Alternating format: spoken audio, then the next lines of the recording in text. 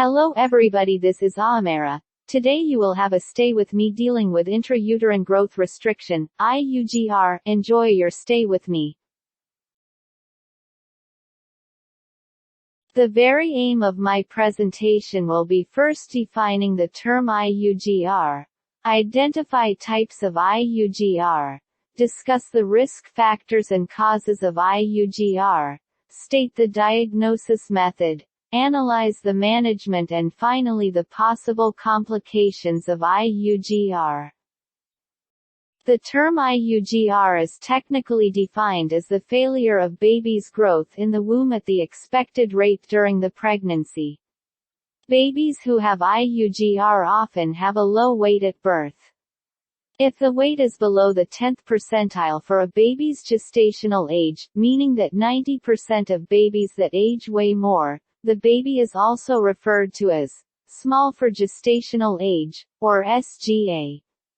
It's important to note that not all babies who are small for gestational age had IUGR while in the womb.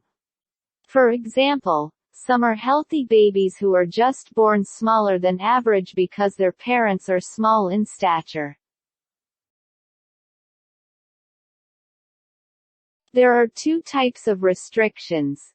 First one is symmetrical IUGR, in which a baby's body is proportionally small, meaning all parts of the baby's body are similarly small in size. The second one is asymmetrical restriction, which is when the baby has a normal size head and brain but the rest of the body is small.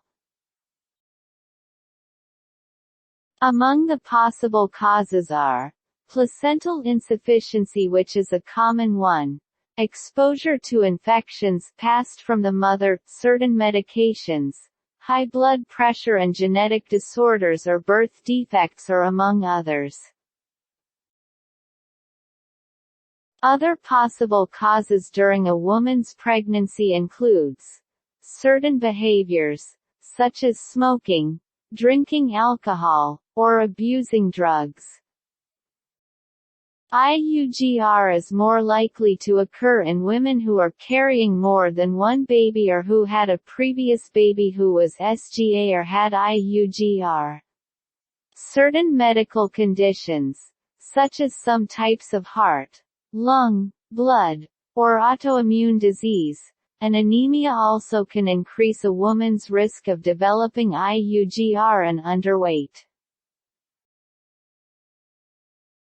Among the possible diagnosis for IUGR is first ultrasound, gestational age, which is estimated using the first day of a woman's last menstrual period, uterine fundal height, fetal monitoring to track the baby's heart rate and movements, screenings for infections, and amniocentesis to help find the cause of IUGR, and sometimes to help determine lung maturity and whether the baby is likely to be able to breathe on his or her own. Once the problem at hand, treatment is decided based on the baby's condition and the woman's month of pregnancy. The baby will be closely watched, usually with frequent prenatal visits and ultrasounds, to keep track of growth and watch for other potential problems. Treatment also might include managing any maternal illness and ensuring that the mother eats a healthy and nutritious diet and gains the appropriate amount of weight. Some women are placed on bed rest to try to improve blood flow to the baby. Some women are placed on bed rest to try to improve blood flow to the baby.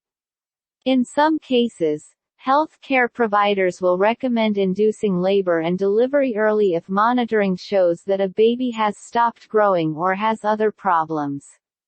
Although early delivery might be necessary, the goal is to keep the baby safe in the womb for as long as possible.